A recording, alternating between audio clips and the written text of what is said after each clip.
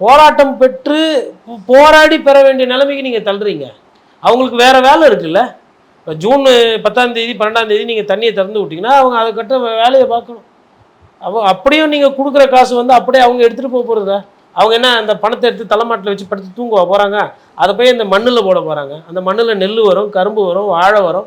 அது வியாபாரமாகவும் கடத்தருக்கு போவோம், காய்கறியாகவும் 4 பேர் சாப்பிடுவாங்க. உணவு கடைக்கு போவோம், உணவு கடையிலேருந்து அது விலையாக போவோம், அது திருப்பி வந்து அரசுக்கு வரியாக போவோம், அரசுக்கிட்டேருந்து மக்களுக்கு பணமாக போவோம். இதுதானே இந்த பொருளாதாரத்துக்காக பயப்படுறீங்க, அப்படியே பதறீங்க. 10 லட்சம் கோடி இருக்குதுல்ல, 10,000 கோடி எக்ஸ்ட்ரா வச்சுக்கோங்க. இதுக்கு 10,10,000 கோடி கடன் ஆயிடுச்சுன்னா என்ன ஆகிடும்? பொருளாதாரம் அப்படியே திரும்பிடுமா சார்? இப்போ எனக்கு இதே நிலைமை தான் திமுக காலகட்டங்களையும் பல்வேறு போராட்டங்கள் இருந்தது. இவங்களே நமக்கே தெரியும், விவசாயிகள் போராட்டம் நடந்தது, எல்லா இடத்துலையும் நடந்தது, விவசாயிகள் போராட்டம் நடந்தது. அதை விட இப்போ நம்ம ரொம்ப இவங்களை வந்து நம்ம தாக்குறோம் அப்படின்ற மாதிரி அவங்க ஃபீல் பண்ணுறாங்க. அவ்வளவு நடந்ததுலாம் விட்டுறீங்க. நீங்கள் என்னோட காணொலி பார்த்தீங்கன்னா சார், நான் வந்து அக்டோபர் மாதத்தில் வந்து ஒரு வெள்ளம் வந்தது, ஒரு மழை அதிகமாக பெஞ்சு நெல்லெல்லாம் நாசமாச்சு. கீழ்வெளூர், அதுக்கப்புறம் நாகப்பட்டினத்தில் நிறைய டேமேஜ் நான் போயிருந்தேன்.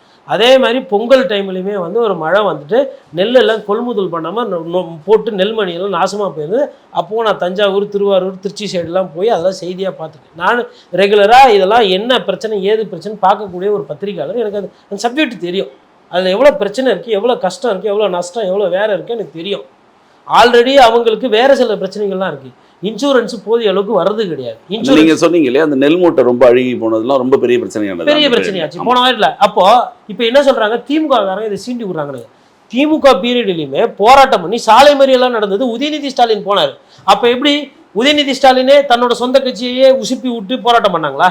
என்ன நடந்தது? நான் சொல்றது எப்பயோ நடக்கல, 4 மாசத்துக்கு முன்னாடி 6 மாசத்துக்கு முன்னாடி நடந்த காட்சிகளை நான் சொல்றேன். அப்போ அந்த தன்மை புரியாம, அது பிரச்சனை புரியாம நீங்க மடைமாற்றம் பண்றதை கவனம் செலுத்துறீங்க. அப்போ எதை மடைமாற்றம் பண்ணணுமோ அதை தான் மடைமாற்றம் பண்ணணும். எல்லாத்துக்குமே வந்து திமுக காரணம்னா அப்போ கொஞ்சமாச்சு மற்றவங்களோட பிரச்சனை புரியணும். நீங்கள் சொல்லலைன்னா பரவாயில்ல, நீங்கள் சொல்லியிருக்கிறீங்க. நீங்கள் சொன்னதை வச்சு அவங்க ஒரு நம்பிக்கையில் நிறைய பேர் வாக்கு செலுத்தியிருக்கலாம். இல்லை வாக்கு செலுத்தலைன்னா கூட அவங்க தான் உங்களுக்கும் முதலமைச்சர். ஆனால் அந்த அந்த குடும்பங்களை பார்க்கணும்ல. இந்த ஏர் பிடிக்கிறவங்க அப்படி இப்படி நானும் ஒரு விவசாயியாக பிறக்கல, அடுத்த ஜென்மத்தில் இந்த பஞ்சு டயலாக்லாம் பேசாமல் டெலிவர் பண்ணணும்ல. இதை தான் அவங்க கேட்குறாங்க. அப்போது அரசியல்வாதிகள் வந்து பேசுனது ஒன்றா இருக்குது, செய்யறது ஒன்றா இருக்குது. இது எல்லா கட்சியிலையும் அப்படி தானே இருக்குது.